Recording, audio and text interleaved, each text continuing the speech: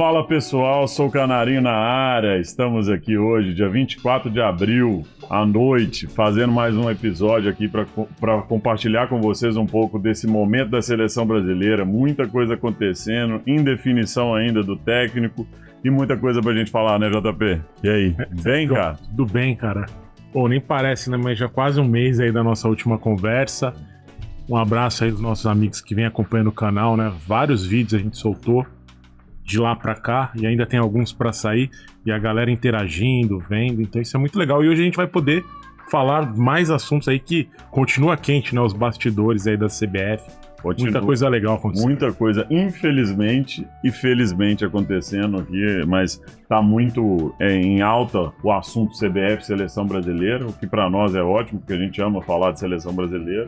Então vai ser um prazer aqui compartilhar com vocês e tem muita coisa pra falar. Não esquece, segue a gente nas redes sociais, obrigado lá pelo YouTube, todo mundo vendo os shorts lá que tem sido colocado, pela turma do Podspace colocando pra gente bem separado, dando visualizações, mas segue a gente nas redes sociais, YouTube, TikTok, Instagram, Spotify, a gente conta muito com vocês.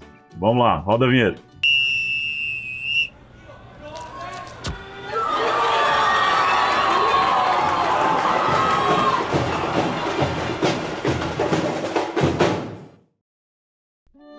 Estamos de volta, mais uma vez aqui, falar da seleção brasileira, o que é sempre muito bom, né, JP?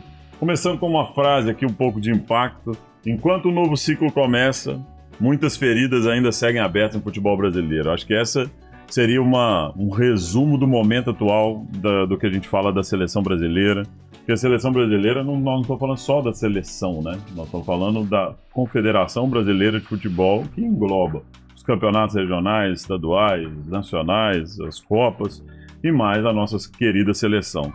Mas falando disso tudo, né, JP, não tem como a gente falar, né, cara? Tem muita coisa pra gente discutir e o momento não é bom, né, JP? Você já resumiu bem, né? A gente fala de seleção brasileira e a seleção brasileira, ela extrapola só o aspecto do futebol, né? Porque tem quem gerencia o futebol brasileiro, você tem vários interessados ali.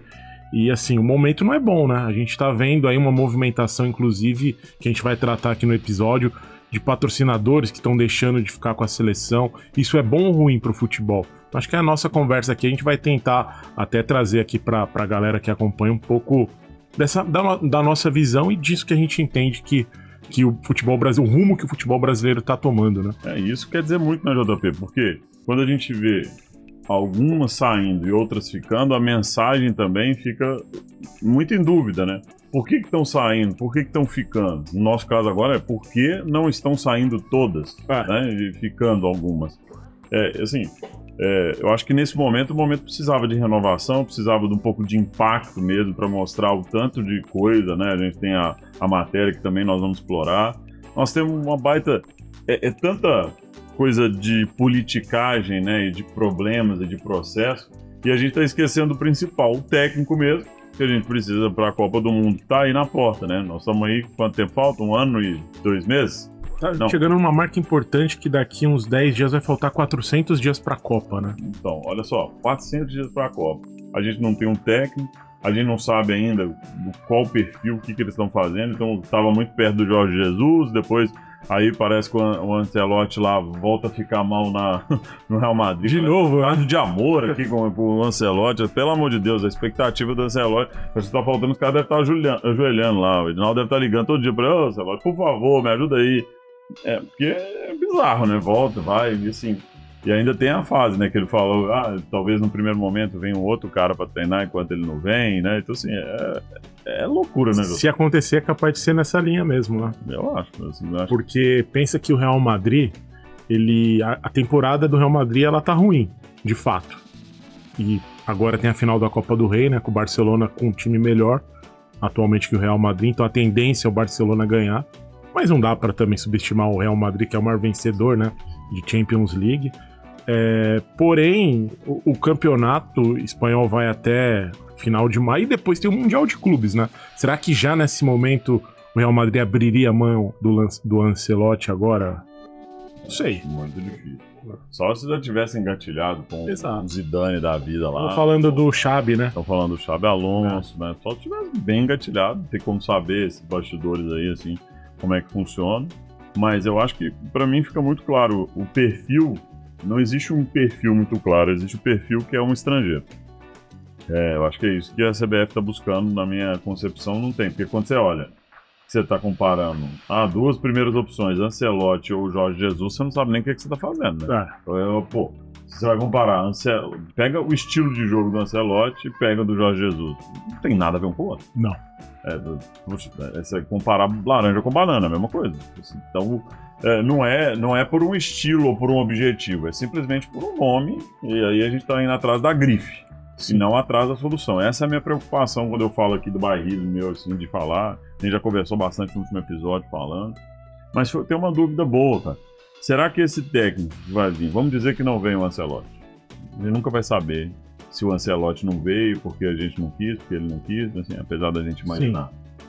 Mas vamos dizer que para fazer a convocação colocasse um técnico ou outro, sem ser o Ancelotti. Você acha que seria um técnico de transição ou é um projeto para até 2026? Cara, projeto para 2026 está muito curto prazo, né? Você está falando aí, como a gente disse agora, 400 dias para a Copa do Mundo. Eu não duvidaria se a CBF colocar um cara, como você falou, para suprir a próxima janela, porque o que acontece? O Brasil vai jogar os próximos 2 jogos no começo de junho, contra o Equador no Equador, dia 6, e depois dia 10 contra o Paraguai aqui em São Paulo, né? Acho que é dia 5, na verdade, falei dia 6, né? Contra o Paraguai aqui em São Paulo pelas eliminatórias. Porém, a lista dos convocados, tem a lista grande com 50 nomes e depois se reduz para 26, né? Isso. Ela tem que ser apresentada, a lista menor, 15 dias mais ou menos antes do jogo. Então, você vai trazer lá pelo dia 20 de maio. A gente tá hoje 24, né? 24. E a lista grande vai ser lá pelo dia 10 de maio. Então, assim, tá muito perto já, cara. Quem vai fazer essa lista? 10 de maio vai ter que ser... Rodrigo Caetano vai fazer a lista? Eu já vai ser nome. Não, vai ser o Rodrigo Caetano. Tem o Juan também, né? Ou o Juan. Ou o Edinaldo, né? O Edinaldo também, que é polivalente pra caramba, pode ser também. Tem um outro nome também, João. Como é o nome daquele empresário lá do... tem um empresário que tem a lista pronta já. Esqueci o nome dele, mas esse seria interessante. Esse cara aí... Esse cara é bom. Esse é o cara que faz ali por trás dos bastidores, né? O Juvenal não, só tem como de nome. O Dorival, ele tinha até dificuldade em ler o nome dos caras, né? Os nomes da Inglaterra e tal. Provavelmente era esse cara, André Cury. André Cury, lembrei o nome dele. É verdade, cara. Assim, a gente... Esse é um cenário muito maluco, né, JP? Porque quando a gente olha isso e vê, olha pra dentro de casa e vê a gente fazendo piada com isso, é muito ruim, cara. Quem vai fazer uma convocação, talvez da janela... É porque a gente tá tratando isso como já tivesse muito classificado já, né? Por causa do C7 e tudo mais, e assim vai. Porque, no fim das contas, essa janela seria muito importante pra gente. Né? Sim. Porque... É a que vai dar o carimbo mesmo. Eu acho que é ela que é carimba. Porque não é possível a gente vai deixar pra última janela, né? Então, assim, a gente vai deixar pra última janela pra fazer isso. Então, assim, vamos carimbar agora. Acho que já chega. Aqui a gente já conversou também pela nostalgia. Mais 93, mais 2001. Mas a gente tinha jogadores que... Tempos de outrora, né? Outro momento, outra situação. E falando assim, até pegando um gancho, né, de jogadores que decidem, a gente sempre... Esse assunto tem como não repetir, né, pessoal? E vocês, assim, antes de passar pro próximo tema, quem que vocês acham que deveria ser o técnico da seleção? Vocês são Ancelotti mesmo? Ou vocês iriam na linha dos brasileiros? Saiu na mídia também que os brasileiros estavam lá. Renato Gaúcho, Roger Machado, Felipe Luiz e Rogério Ceni. Então, assim, eram 4 técnicos aí. Quem que vocês colocariam? Esse nome, quem citou nominalmente foi o próprio Rodrigo Caetano, né? Numa entrevista e tal. O Rodrigo Caetano, exatamente. Bem lembrado. Então, assim, é uma informação que saiu da CBF. Mas então, que também ele não deu nenhuma sinalização, só citou esses nomes. Ou seja, são nomes que a gente tem, mas que são nomes até que a gente falou um pouco, tirando o do Roger Machado, que pra mim não deveria ser cogitado nem... Roger Machado não dá, né? Só faltava os caras meter o nome do Carille aí no meio, né? Nossa, do Carille. Carille. Ou então a volta do Tite aparecendo oficialmente, né? Assim, o Tite não, o Tite tá agora período sabático aí. Cuidando do psicológico. Ele dormiu praticamente assinado o contrato com o Corinthians e no dia que acordou, não, melhor não. Acordei com a cabeça aí, inchada, né? Melhor não. É uma piada.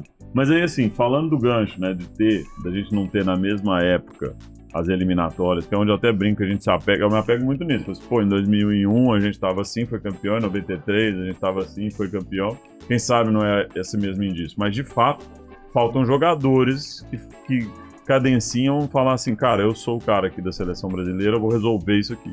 E um dos que poderiam ser, falando de novo, Neymar, né? Esse cara é o cara que, pra gente, eu sou muito fã do Neymar como jogador, mas eu tenho visto cada vez mais que eu acho que ele não tá afim. Assim, a sensação que ele passa, ou, como eu já até discuti com alguns amigos falando assim no debate, na minha opinião, acho que ele tem muito convicto que ele vai, em 3, 4 meses, ele vai conseguir estar muito forte e preparado para jogar uma Copa do Mundo. E beleza, Copa do Mundo são 7, mas o nível de exigência é muito grande, ele apanha muito, então eu acho que ele está subestimando. Tomara que ele consiga, com 3, 4, 5 meses, ele se preparar e fazer a Copa. Na minha opinião ainda, a gente precisa do Neymar.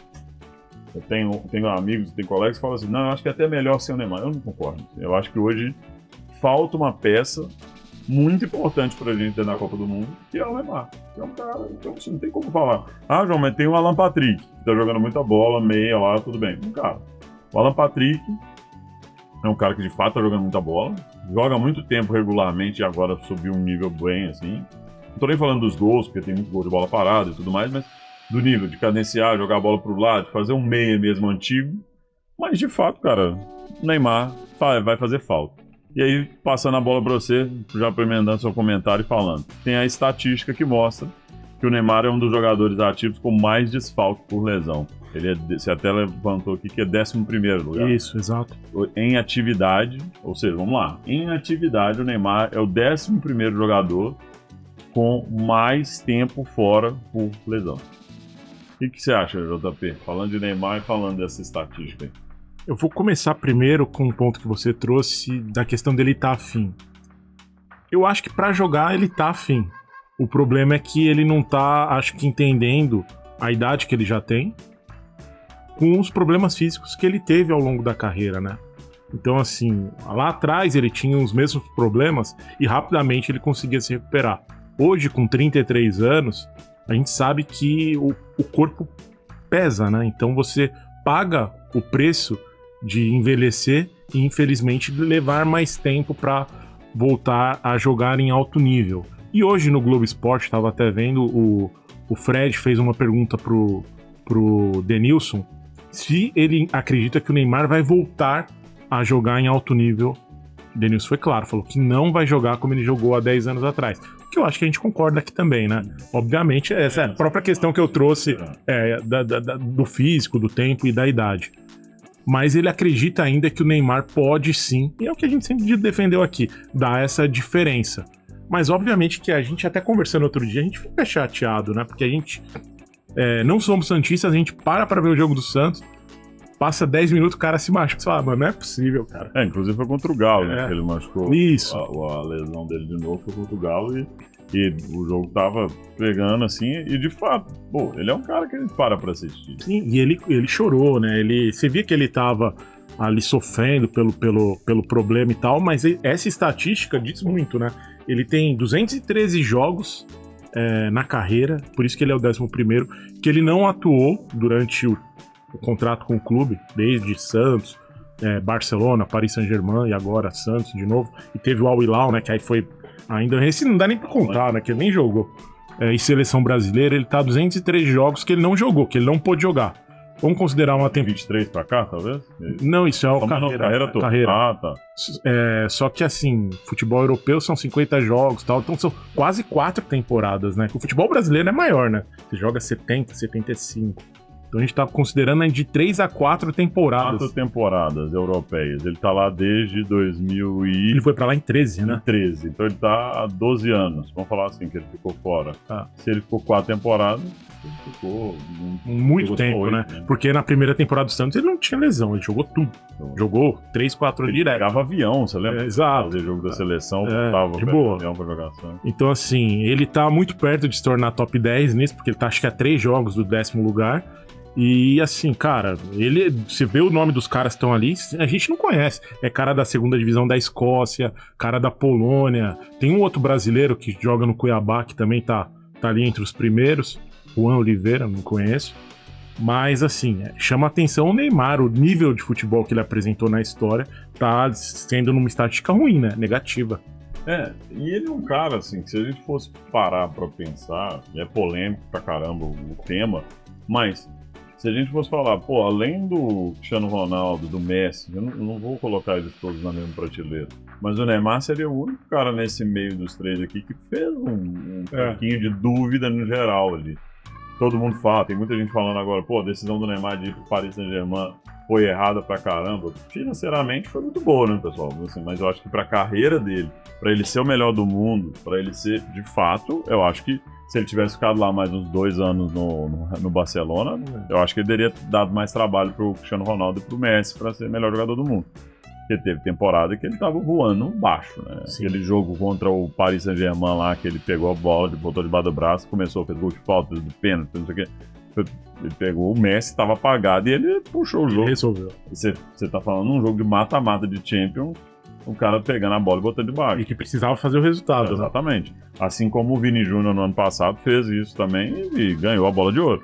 Óbvio, não tem a competição do mesmo nível. Acho que o Neymar estava numa época que o nível tinha 2 caras muito, muito extra classe, que era o Cristiano Ronaldo e Messi, que ficaram aí por, sei lá, 13, 14 anos, né, disputando aí a bola de ouro o tempo inteiro. O Vini não ganhou a bola de ouro, né? Ele ganhou o prêmio da FIFA. Ele é o da FIFA, né? Sim, mas... Não, sim, foi o melhor jogador do mundo. Isso. Em alguma das eleições, né?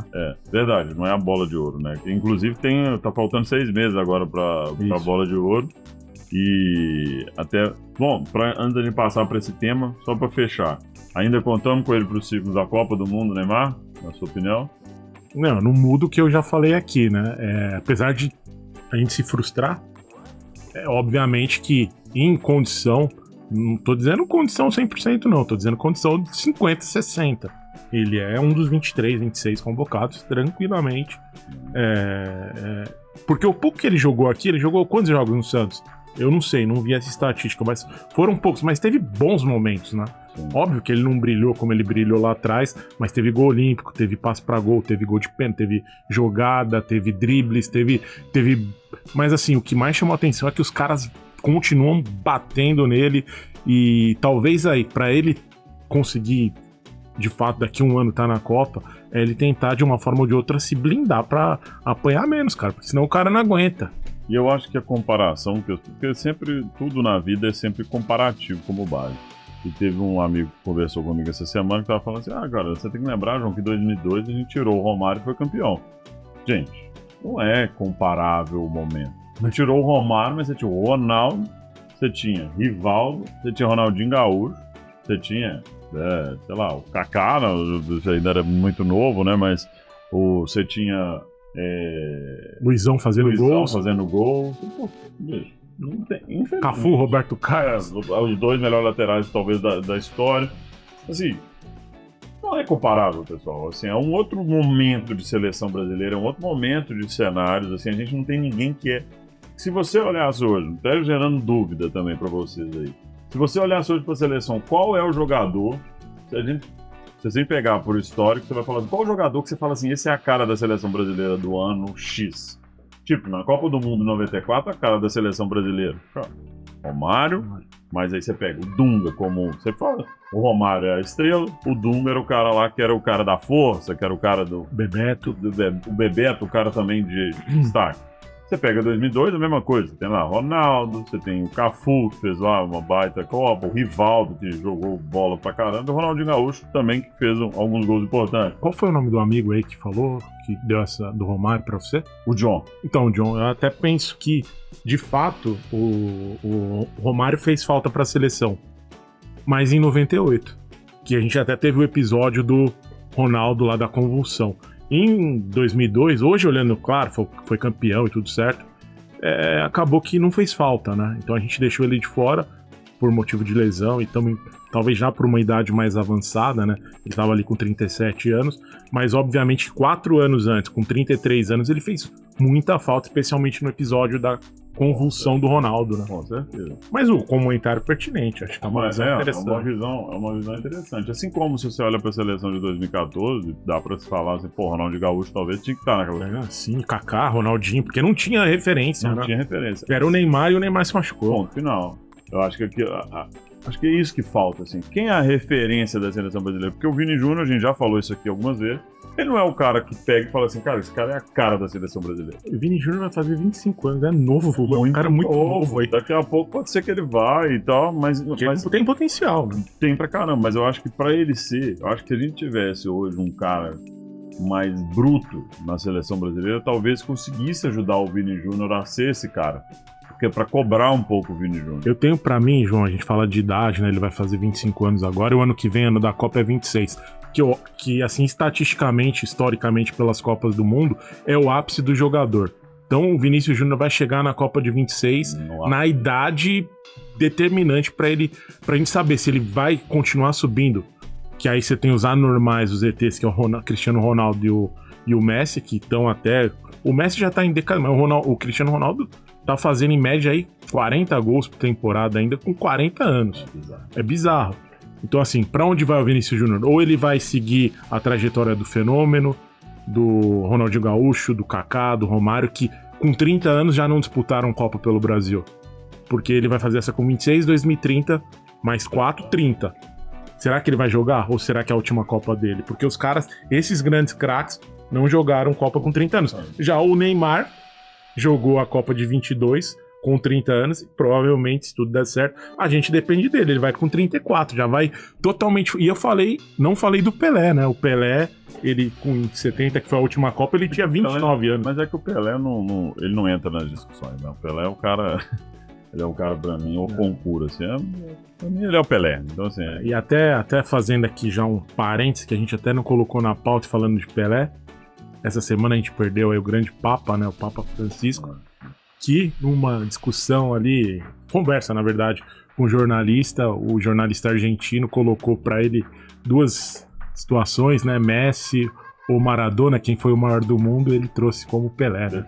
Não deu nem discussão, o cara ficou, olhou pra ele... nada, né? Será que é por isso que ele nunca voltou na Argentina? Era ao vivo. Era ao vivo, Era ao vivo, não teve como o cara cortar isso. Ficou bem emblemático isso na época, né? Porque ele falou assim, eu colocaria um terceiro, Pelé. Esse pra mim é o cara que jogou mais que qualquer outro. E o Papa nunca foi pra Argentina depois de se tornar Papa, né? Acho que ele falou, eu vou pro Brasil lá, é o Pelé, tá tudo certo. É uma grande perda realmente, Papa, transição agora na Igreja Católica, é um momento muito importante dentro. E assim, de fato, JP, é uma ótima lembrança, porque, assim, carimba mais uma vez o tanto que o Pelé é um cara diferente pra quem assistiu. E a gente assiste vídeo do Pelé. E aí você vê os vídeos do Pelé, a gente já falou disso aqui, do Pelé fazendo as jogadas antes da jogada do Cristiano Ronaldo, antes da jogada do Zidane, antes da jogada do... Ele fazia isso tudo lá naquela época. E na época ele inventava a jogada, porque ele não tinha onde ele ver, não tinha onde ele olhar. Tinha internet pra ver, pô, fazer um negócio aqui, vou brincar. Não é igual você fica hoje no treino lá, jogando o dia inteiro, pegando a bola, ficando brincando. Ele era um cara muito diferente. Ótimo. Maradona também é um cara muito diferente, jogou muita bola. Messi, nem preciso falar, mas assim, acho que o Pelé é incomparável. E aí a gente tem aqui agora, daqui a 6 meses, basicamente, certo? A gente tem exato, 6 meses, 24 de outubro. 24 de outubro, então daqui a 6 meses, exatamente, a gente tem um candidato que tá talvez como um dos favoritos, na sua opinião, que é o Rafinha? Hoje, se a gente for falar do futebol mundial, é o cara que tá na bolsa de apostas, hein? Ou nas bolsas, né? Tá despontando, né? A gente teve aí, há uns meses atrás, o Salah meio que liderando, agora o Rafinha passou na frente, porque o Liverpool vai ser campeão inglês agora esse final de semana, mas não vai ganhar mais nada, e o Barcelona tá ali buscando tríplice coroa, né? Que seria Copa do Rei agora, Real Madrid, claro. O Campeonato Espanhol, 4 pontos na frente, e tá indo aí pra semifinal com a Inter de Milão pra poder fazer uma final da Champions League, melhor dizendo, contra o PSG ou o Arsenal, né? Então tem total condição de ganhar os 3. Sim. E se ganhar os 3, cara, esquece. Aí é Rafinha na cabeça, possivelmente. O Barcelona não tá no Mundial de Clubes, tá? Não.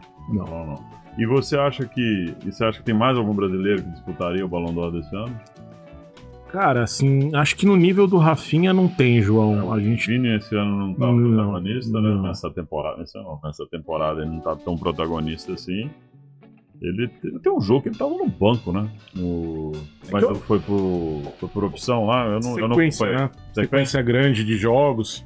Aí o Ancelotti, ele quis fazer um rodízio e tal. Mas eu acredito que Vinícius Júnior essa temporada, e eu acho que ele já percebeu também, ele tá abaixo, né? Então assim, não tem destaque. E o próprio Rafinha, atualmente, é o melhor jogador da seleção, né? Sim. Vem fazendo gol, chamando a E responsabilidade. vem chamando responsa. A única ponto, a gente já falou, já até sabe o que eu vou falar, né? A entrevista fatídica pro Romário. E eu novamente falo, cara, uma baita entrevista, cara. Achei sensacional. Mas aí ele tinha que ter bancado. E nem de longe ele bancou, né? Ele foi uma. Sim. Sem comentário. Mas não vai ser isso que vai tirar o balão dele, Não, o melhor jogador do mundo. Creio que não, né? Acho que o Salah tá jogando muita bola mesmo esse ano, né? Nessa temporada. Até teve a renovação do contrato, né, dele lá com o Liverpool, mais que tava na dúvida se ia renovar ou não. Renovou, contrato Muito cifras milionário, altas, né? Muito milionário. E é um cara que tá jogando muita bola. Então, assim, eu acho que ele pode ser um cara que incomode um pouquinho. O Salah, e aí ele veio muito bem. E aí começou o Ramadã, ele deu uma decaída, porque aí tem aquela lance da religião, né? Que ele só pode se alimentar no período noturno. Aí eu não sei se pro jogador de alto nível, alto rendimento, isso é um impacto, né? Não. E ele, todos os anos, esse eu acho que é uma das coisas. Quem falou isso foi o Klopp uma vez na entrevista. Falou? Ele só não disputou mais na cabeça dele. Cara, o Salah tinha potencial, mas muito por conta da religião dele. Eu acho que assim, eu não vou discutir com o cara, ele tem a religião dele, ele tem o ensinamento dele, ele tá corretíssimo. Tá corretíssimo, mas só que impacta, né? E aí você pega um outro cara igual o Rafinha que provavelmente não. Provavelmente não, ele não é muçulmano, tá indo ali. Então... É o cara foda, né? Tipo assim, e tudo mais. Beleza, eu acho que a gente tem isso. Falando de jogadores, a gente tem uma baixa importante que é o Gabriel Magalhães, né? Que é um cara que tava colocando aí sempre, tava sendo sempre convocado, mas agora tá fora da temporada, né? Sofreu uma lesão grave no Arsenal, né? Aí ele tá fora da temporada, então muito provavelmente não vamos ver o Gabriel Magalhães na próxima lista da seleção, porque ele não tá jogando. E a informação que o Arsenal teve que a temporada que termina no meio do ano do calendário europeu, ele tá fora, né? E você acha que a dona CBF daria um espaço pro Casemiro voltar? Cara, você sabe que eu gosto dele, né? Que ele vem jogando bem. Agora teve um jogo aí contra o Lyon pela Liga Europa aí, quartas de final, que ele simplesmente nos minutos finais dos acréscimos da prorrogação, ele deu 2 passes, tava 4-3 pro Lyon. O Manchester virou para 5-4. Fora isso, outros jogos que eu até comentei aí em vídeos anteriores, que ele vem num processo de recuperação. E aí quando você olha o meio-campo da seleção, a gente tem bons jogadores que a gente gosta também e tal, mas cara, Casemiro perto de Bruno Guimarães, Joel, não tem comparação, né? Eu acho que um meio-campo do Casemiro com o Gerson, eu gosto do Gerson, daria muita liga. Assim, eu não sou tão fã do Casemiro como você, mas eu acho que hoje eu até falo muito assim, pra mim já deu pro Marquinhos, né? Já falei algumas vezes. Também já tinha falado algumas vezes, Casemiro também já deu. Mas pra mim, seleção, gente, é momento. É tudo na vida, pra mim, a seleção. Ninguém pode ter cadeira cativa na seleção brasileira. A não ser pessoas fora do comum, por exemplo, o Neymar, o Messi, o Ronaldo, esses caras. Pô, esse cara é melhor você ter no banco do que você não ter na seleção. Mas outros, cara, que são normais, jogadores excelentes, mas normais, esses caras eles têm que ter um momento. E de fato, o momento do Casemiro é muito bom. Assim, não dá pra dizer, ele tem uma curiosidade de passes no SofaScore bom pra caramba, ele tá bem pontuado, ele tem feito partidas muito boas, ele tem jogado. Acho que ele voltou a ter prazer, ele encontrou de novo prazer de jogar bola. Que deve ser difícil encontrar pro JP. Eu falo o seguinte, jogador de futebol é um negócio muito louco. Porque no nível de quantidade de dinheiro que esses caras estão ganhando, eu acho que cada vez mais a gente vai vendo um movimento do jogador ter problema para administrar essa quantidade de dinheiro, quantidade de acesso que ele tem, aonde que ele vai. E assim, sinceramente, isso é uma pauta, inclusive, que a gente pode trazer um dia, mas eu não sei, eu acho que as cifras hoje, elas direcionam um pouco a mentalidade, né? E pelo menos na minha opinião, assim, eu acho que é uma coisa que faz, né? O que você acha? Não, faz todo sentido. E dizem muito também que o próprio Manchester, ele é um time que é muito complicado para jogador. Porque você vê historicamente vários jogadores que entram lá e perdem muito futebol, né? Outro exemplo, o próprio Antony, né? Que tava lá, não tava jogando mais, foi pro Betis, o Betis estava em 12º lugar. O Antony participou de gols, fez gols, assistência. E assim, existe uma campanha no Betis dos jogadores para ele continuar lá, porque ele foi emprestado e o Betis já está na zona de classificação para a próxima Champions League. Então você vê que mudança de ares, acho que tudo passa pela cabeça do jogador. E o Casemiro já é um jogador veterano, né? O Antony é novo, mas o Casemiro é um jogador veterano. Então, ele recuperar a confiança, ele voltar a jogar bola, eu acho que mostra que é um cara que ainda tem fome, porque ele não quer, acho que, fechar a carreira dele na seleção, porque ele tá esquecido, ele não foi mais convocado. Depois da Copa de 2022, ele foi convocado em uma outra lista, tava muito mal. mas ele tava mal, foi criticado, saiu fora. Ele teve um jogo que eu me lembro nitidamente, que ele não conseguia acertar um passe. Fora de forma, né? Exato, ele não conseguia correr, ele errou um passe, eu lembro como se fosse hoje, não vou lembrar contra quem. Mas ele errou um passe, a bola passou do lado dele, ele nem matou a jogada. Eu falei, matar a jogada pelo menos, cara. Sim. Nem aceitável. E agora, faltando um ano pra Copa, né, João? Acho que o cara já tá com aquele pensamento. Ele é um daqueles caras que eu acho que o Neymar conta com ele. Que o Neymar fala, né, pro Rodrigo, pro Vini, a gente tem um compromisso, vocês sabem qual é. Com certeza na cabeça do Neymar passa essa mensagem também pelo Casemiro. Vamos ver como é que vai ser, né? Aquilo que você falou, é momento, né? Hoje sim, daqui a um ano a gente não sabe. A gente não tem como saber. E você estava falando de time, mas assim, tem dois times que são muito reconhecidos por dificuldade de se adaptar, né? Que é o Manchester United e o próprio Real Madrid. Que o Real Madrid, por exemplo, você vê o Endo. A gente vê muita gente falando, né? Cara, esses caras não vão tocar a bola pro Endo. O Kaká, cara. O Kaká vai ter dificuldade. Tipo assim, é um time que tem dificuldade, assim como o Manchester, o Real Madrid é um time também que é um time mais de estrela, é um time mais... Sim. O próprio Mbappé, vamos falar assim. São os gigantes do futebol. Sabe? Você pega o Mbappé é um cara muito fora da curva, vamos falar assim, né?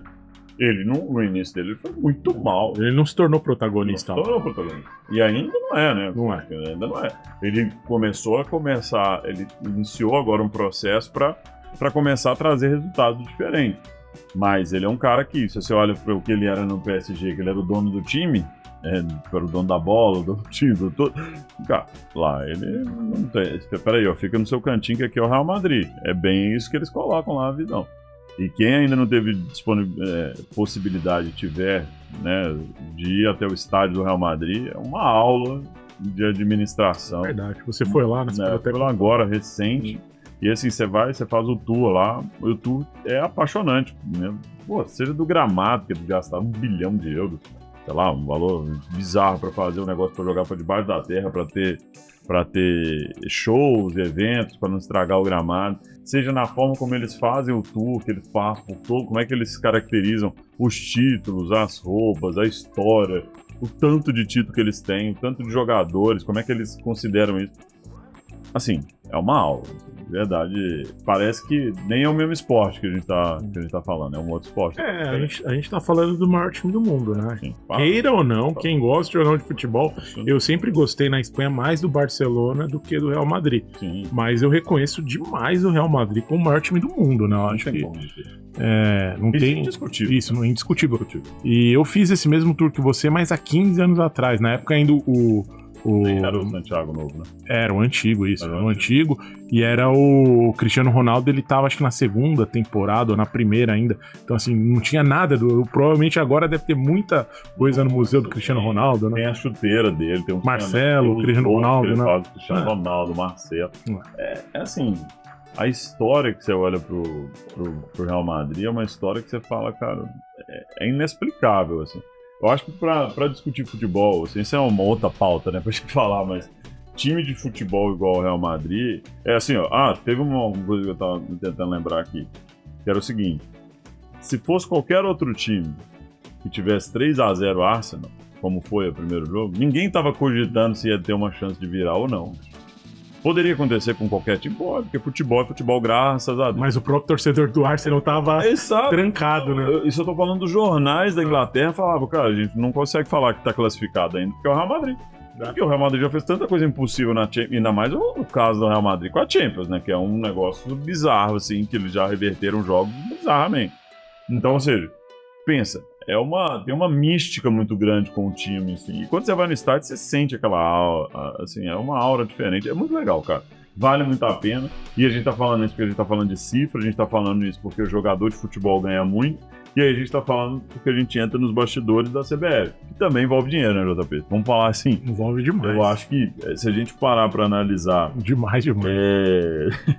tudo que a gente fez, tudo que a gente vê, né? Todos os escândalos que estão rolando. E aí teve aquela matéria, né, da revista Piauí, como é que é o nome do Alan, né? Do Alan, eu esquecemos o sobrenome aqui, Alan, mas a matéria sensacional. Então, em cima dela, a gente até separou alguns itens aqui pra falar, porque tem a parte, começa, a farra do Edinaldo, que aí é o quê? Cara, viagem de luxo, né? Os familiares lá iam pra Copa, 49 convidados de luxo, com político, artista, familiares, jornalistas, um monte de gente aí fazendo essa história com tudo pela CBF. Então você para e olha pra uma coisa dessa e fala assim, cara, é uma coisa bizarra, né? Então se você tem... Será que é um novo Ricardo Teixeira ou é um caso ainda pior pra gente? Então, João, a gente tá falando aqui de uma entidade que, na verdade, ela é uma entidade privada, né? Sem fins lucrativos, né? Que é a CBF. Ela não presta conta para acionista, porém, ela é responsável por uma paixão nacional. Então, o torcedor brasileiro, ele deve ser muito abastecido de informação da entidade que cuida do futebol. E, aparentemente, quando o Edinaldo, você até contou aí os problemas que já aconteceram na gestão dele... Um pedacinho. Um pedaço. Mas ele prometeu, né? Que ele ia colocar a CBF nos trilhos, que ele ia trazer muitas coisas aí enfim, de profissionalização do próprio futebol, né?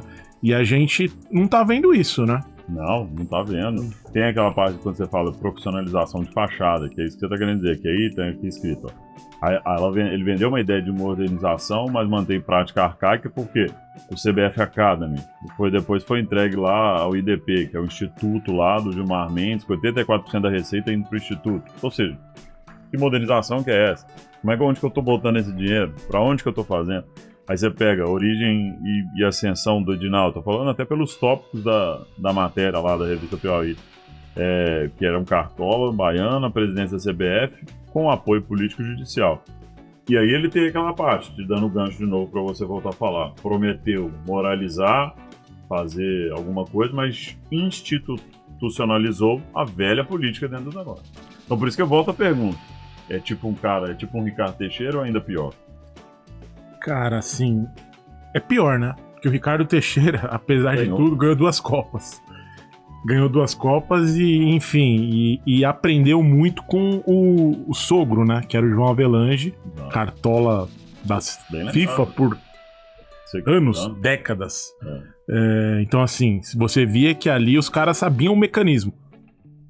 É como funciona Brasília, é como funcionam os clubes do Brasil. Existe um mecanismo por trás de tudo e que ali as coisas têm que acontecer e tá tudo amarrado. A gente brincou aqui no começo do episódio falando do André Cury, que é o cara que tá fazendo a lista de convocados, mas acaba pelos bastidores, pelo que a gente lê, sendo isso mesmo. De dinheiro envolvido. Então, assim, você pega o Edinaldo, que falou tudo isso que a gente trouxe aqui, que ele ia ajeitar a casa e tal... E nessa própria matéria fala que ele não evoluiu nessa questão do treinamento e no desenvolvimento da arbitragem nacional. Por isso que a gente tem VAR interpretando o lance errado, juiz apitando o que não existe, vendo coisa que ninguém vê. E ao mesmo tempo, o Dorival tinha uma TV dessa para assistir os jogos, quebrou o controle remoto. A CBF não podia comprar o controle sem passar pelo aval do Edinaldo. Isso tá na matéria, cara. Isso é ridículo, João. Não tem como.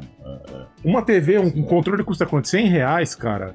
Agora você tá falando de cartão corporativo na Copa de $500 por dia. Isso é um escárnio. Não, eu acho que assim, é porque nós brasileiros aqui, a gente ainda não adaptou a esse movimento muito assim, de guerra, de ir pra cima, de formato, graças a Deus, né, por esse lado. Mas no fim das contas, cara, a gente acaba ficando conivente com isso, porque a gente não debate isso muito forte. E a gente teve casos, por exemplo, de jornalistas que tentaram debater e foram penalizados pela rede. Né? Então, assim, infelizmente, eles tiveram lá um gancho de 3 dias, ou 2 dias. 2 ou 3 2 ou 3 dias, que eles ficaram porque eles falaram que estavam debatendo sobre a CBF. Então, foi o caso da ESPN, né? Vamos até falar qual é a imprensa aqui, né? Porque, assim, é impressionante, né? Os jornalistas, eles trouxeram a pauta de um assunto que Rede Globo, Bandeirantes, a gente tá falando dos principais canais de esporte aqui, de jornalismo do Brasil, SBT, Record. Cara, eu não vi em nenhum lugar ninguém mencionando ou dando crédito pra matéria que o Alan fez pra revista Piauí, que tá documentada, ele ouviu áudios, ele conversou com testemunhas, ele viu evidências, então assim, não é que o cara pegou da cabeça dele e começou a escrever.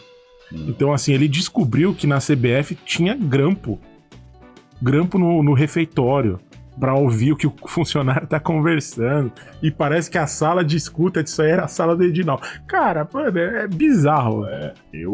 Essa matéria é assustadora, tem um item lá da compra de votos do sistema eleitoral, que é aquele negócio quando maximiza o voto das federações vale mais que o de clube, que não faz o menor sentido, aí ele detalha um pouco mais sobre isso lá, sei lá, 27 federações com peso 3, e aí maior que o clube da Série A. Como é que isso pode, cara? Sério, assim, pra mim isso não fecha a conta, porque aí fecha a conta em termos de dinheiro. E tá se refletindo agora num movimento, JP, que é um movimento interessante de discutir, que a gente pode falar fuga de patrocinadores. Exatamente. Quando você pensa em fuga de patrocinadores, só para falar alguns aqui que saíram. Mastercard, TCL, Gol e Pague Menos saíram.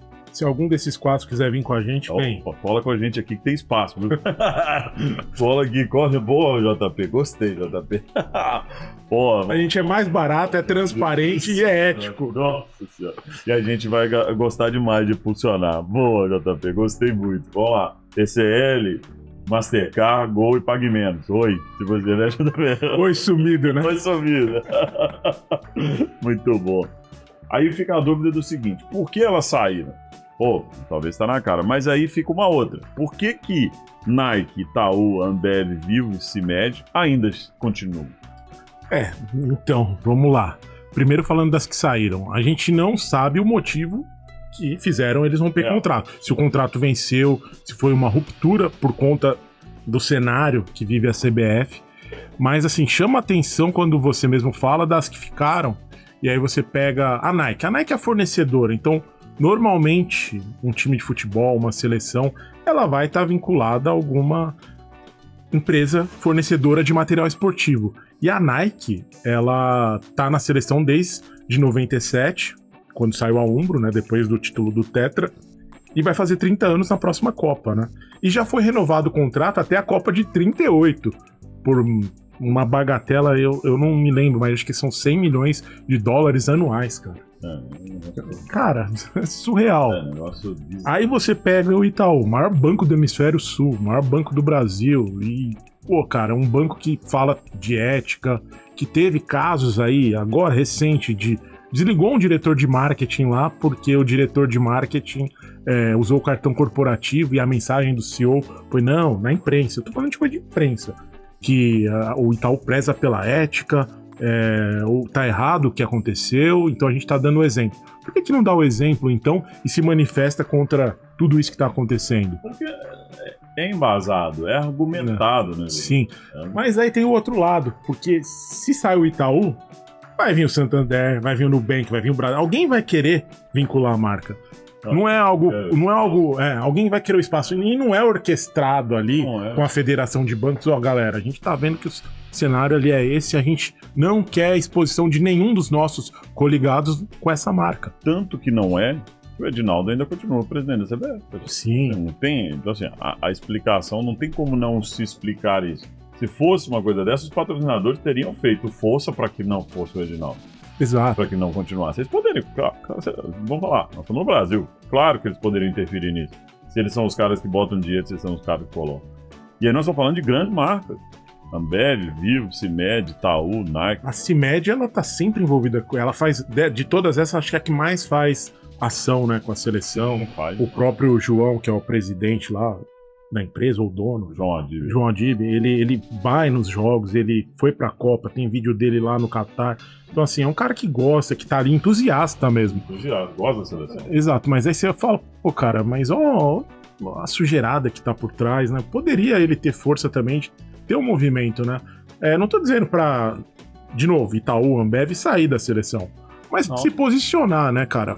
Trazer, porque não houve, eu não vi nenhum posicionamento dessas grandes marcas, referência aqui no Brasil, falando de tudo isso. Se tiver, pessoal, é porque aí passou batido mesmo, assim, em pesquisa. Não aprofundei na pesquisa se tinha ou não. Só se teve interno, né? Só se teve interno pros colaboradores. Mas pra mídia, pra fora, não teve. Eu vejo assim, entristece muito a gente estar vivendo uma coisa dessa no futebol brasileiro, na Confederação Brasileira de Futebol. Primeiro, se ela tivesse só com a seleção brasileira, o impacto seria grande, que é a maior equipe de esporte do planeta Terra. Eu ainda acho, e não só eu, mas é a seleção brasileira de futebol. Em termos de esporte que eu tô falando. Mas mesmo assim, se a gente olha nesse cenário, se ela fosse olhar só para os clubes, só para, sei lá, para a linha masculina profissional, feminina profissional, masculina base, seria uma coisa. E aí tivesse as ligas lá que olhassem para as competições nacionais, para as Copas, seria um outro impacto. Como que é na Premier League, né? Tem a seleção. Exato. Só que o ponto é, como ela olha tudo, o impacto é gigante, gente. Sim. E eu vou te falar por mim, eu queria estar aqui falando, a gente discutindo futebol, falando de história de seleção brasileira, vendo o futuro, mas a gente acaba parecendo aqui páginas policiais, né? Sim. A gente tem que ficar falando, já é o segundo episódio que a gente entra um pouquinho nesse ambiente hostil e ruim, né? Que é a seleção brasileira, os bastidores. E não é, né, o que a gente quer. Aqui a gente quer falar e trazer informação de futebol, da agenda da seleção, da própria história. E a gente acaba ficando preso de novo, num segundo episódio, tá falando disso. Mas assim, vida que segue. São coisas que infelizmente a gente tem que pontuar também, porque é o que a gente tá vendo. E como nós aqui, o canal Sou Canarinho, ele é um canal de torcedor para torcedor. Então a gente se abastece muito de informação do que tá rolando com a seleção, quais são os assuntos quentes, e é o que a gente mais vê entre os assuntos principais nos últimos dias, né? Exatamente. Eu vejo que a gente tá no meio de uma falta do técnico, mas aí tem a parte da CBF e a gente tá nesse movimento que a gente não consegue sair e a gente entrou em um loop infinito aí que a gente precisa. A gente precisa movimentar e sair fora disso pra gente colocar e fazer. JP, acho que a gente aqui tá caminhando pro final aqui do nosso episódio, sempre bom pra caramba falar. Passou rápido. Passa rápido demais, né, bicho? A gente fala muita coisa.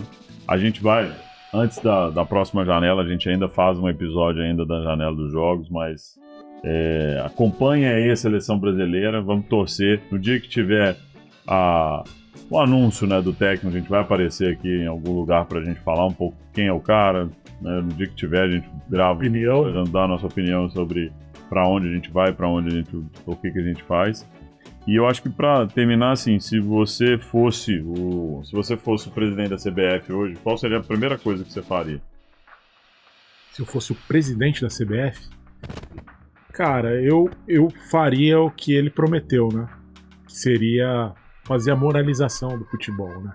A gente conseguir fazer com que o torcedor acreditasse na confederação, porque hoje, de fato, ninguém mais acredita, todo mundo tá escancarado como que são as negociatas ali, como as coisas acontecem, e assim, o filme tá queimado, então você precisa reverter isso.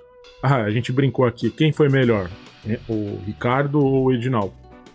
Eu falei que foi o Ricardo porque ele deu 2 títulos, mas tá certo? Não tá também, né, cara? A gente sabe que... É igual tinha aquele político que falava, né? Eu roubo, mas eu faço, né? Você tem essa história aí que é atrelada a algum político, ou não sei se é uma lenda, mas que fala.